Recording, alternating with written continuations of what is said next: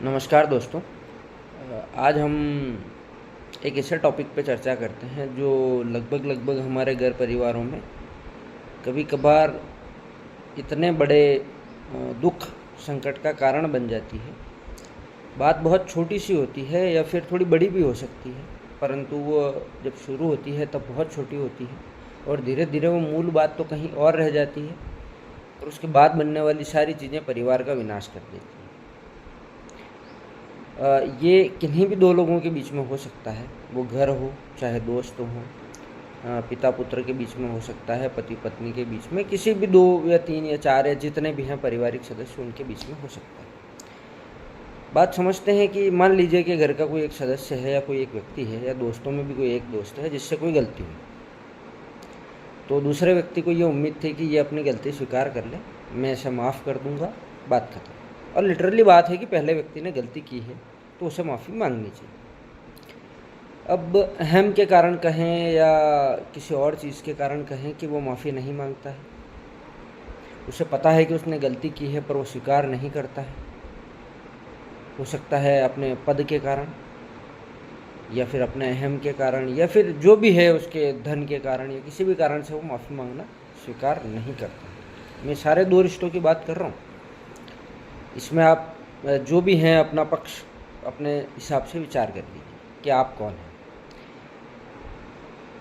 मान लीजिए एक सास बहू का उदाहरण लेते हैं कि क्योंकि उदाहरण से समझ में आएगा, आप जो भी हैं अपने हिसाब से उस चीज़ को समझ लीजिएगा, आप कोई भी हो सकते हैं।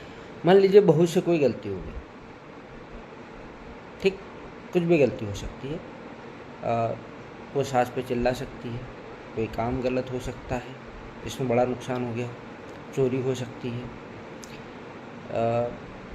या और कुछ भी हो सकता है, ठीक है। अब चूंकि गलती हुई तो पकड़ में भी आ गई, तब सास को ये उम्मीद है कि ये उससे माफ़ी मांगी, पर बहू ने माफ़ी नहीं मांगी और न ही उसने इस बात को बहुत दिल से स्वीकार किया कि हाँ उससे गलती हो गई है। इसके उलट उसका व्यवहार सास के प्रति थोड़ा खराब हुआ, ठीक। अब सास को उम्मीद थी कि वो मुझसे दबे, क्यों? क्योंकि बहू ने गलती की है तो मुझसे दबे, 10 बार माफ़ी मांगे, कुछ भी करे। ये पिता पुत्र का भी मैटर हो सकता है, दोस्तों का भी हो सकता है, आप सिर्फ उदाहरण पे मत अटक जाना, ठीक। तो जिसने गलती की है उसे स्वाभाविक रूप से माफ़ी मांगनी थी पर उसने मांगी नहीं। अब दूसरे व्यक्ति को सिर्फ एक आस है कि मुझसे माफ़ी मांग ले तो मेरे दिल को सुकून आ जाए, मैं इसको दबा लूँ। कई बार होता है हमारे मन में कि मैं इसको दबा दूँ, ये एक बार थोड़ा सा मुझसे दब जाए, पर जिसने गलती की है वो दबने को तैयार नहीं। अब बात बढ़ती जा रही है, वो इस उम्मीद में, दूसरा व्यक्ति इस उम्मीद में बैठा है कि ये कभी न कभी तो दबेगा, और उसको जिसने गलती की है उसका ऐसा कोई काम है जो जिसमें उसे कुछ मतलब सामने वाले की ज़रूरत है। परंतु क्या होता है कि जिसने गलती की है उसे पता है कि अगर मैंने इससे माफ़ी मांगी तो मेरा ईगो हर्ट होगा, क्योंकि वो तो माफ़ी मांगना नहीं चाहता है। तो उसने सारी ऐसी व्यवस्थाएं कर ली ताकि उस सामने वाले की ज़रूरत ना पड़े उस एन वक्त पे, और उस एन वक्त तक वो व्यक्ति इंतज़ार करता रहा कि ठीक है ये समय आ रहा है, इसमें इसको मेरी ज़रूरत पड़ेगी तब मैं इसको दिखाऊंगा या दिखाऊंगी।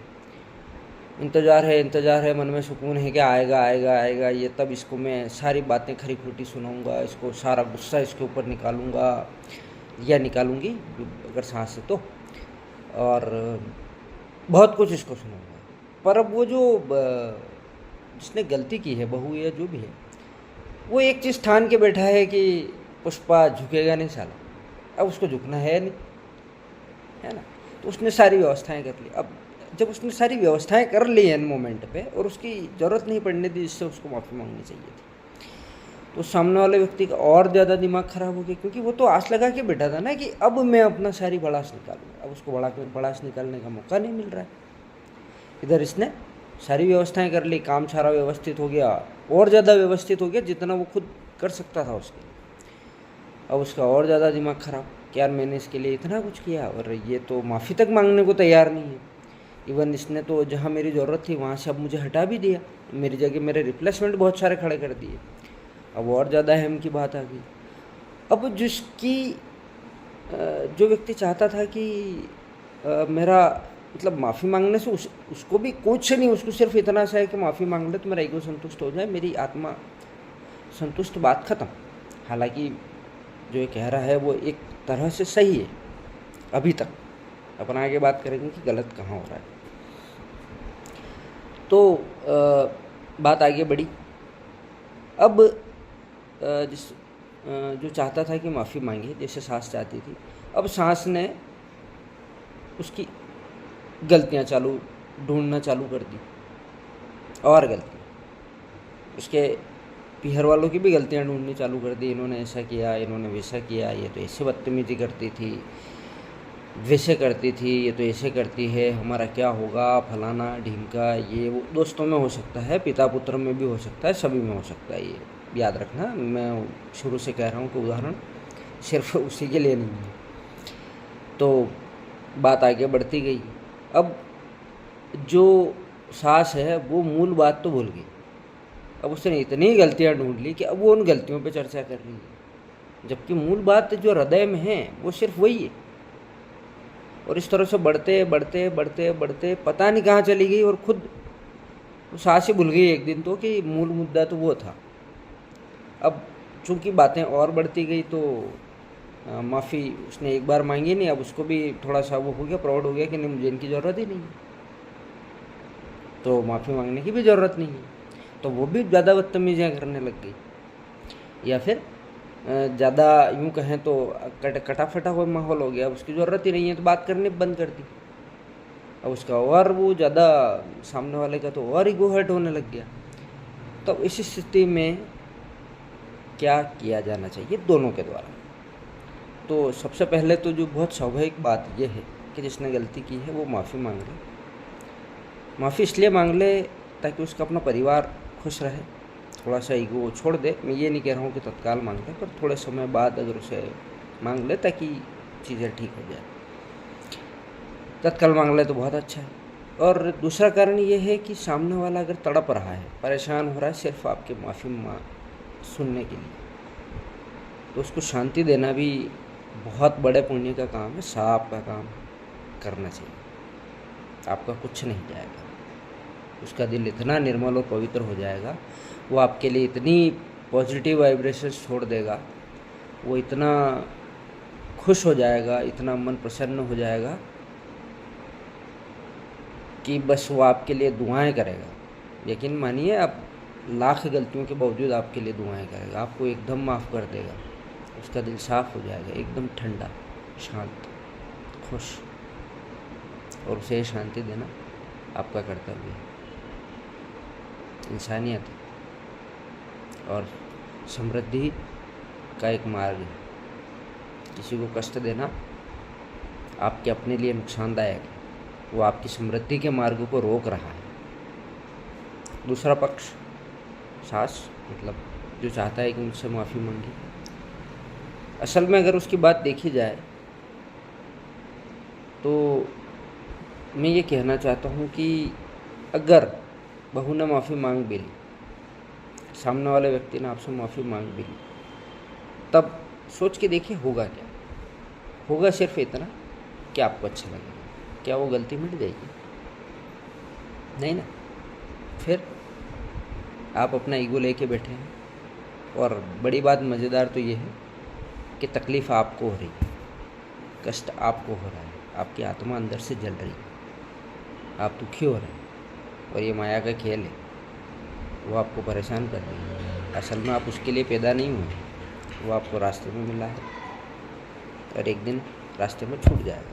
या तो आपसे पहले छूट जाएगा, या फिर आप उससे पहले चले जाएंगे।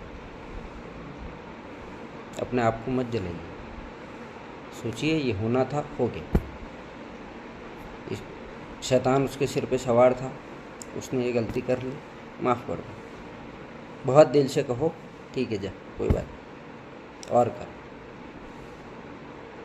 तूने गलती की, मैंने तुझे एडवांस में माफ़ किया। और दिल से सच में ये जिस दिन आने लग गया ना कि ठीक है यार जाने दो, ठीक है यार जाने दो, ईश्वर की मर्ज़ी थी, हो गया, ईश्वर की मर्ज़ी थी, हो गया, ईश्वर की मर्ज़ी थी, हो गया। और जब ये होने लगेगा ना, तो मैं ये नहीं कह रहा हूँ कि दुनिया की सारी जमा धन दौलत या कुछ भी बहुत हासिल होगा, पर ज़िंदगी में जीने का जो एक असल शांति और सुकून वाला जो मामला है वो आ जाएगा। दोनों पक्ष में से आप जो भी हैं, साइकोलॉजी के एंगल से भी अगर इनको देखें तो हमें अपनी साइकोलॉजी समझनी पड़ेगी कि हम अपने साथ क्या कर रहे हैं, क्योंकि दोनों ही पक्षों में आप कभी न कभी एक न एक पक्ष में ज़रूर होते हैं। तो अपने आप को हील कीजिए, ठीक कीजिए। इस ज़िंदगी में आप खुद को या किसी को भी कष्ट देने के लिए तो बिल्कुल नहीं आए।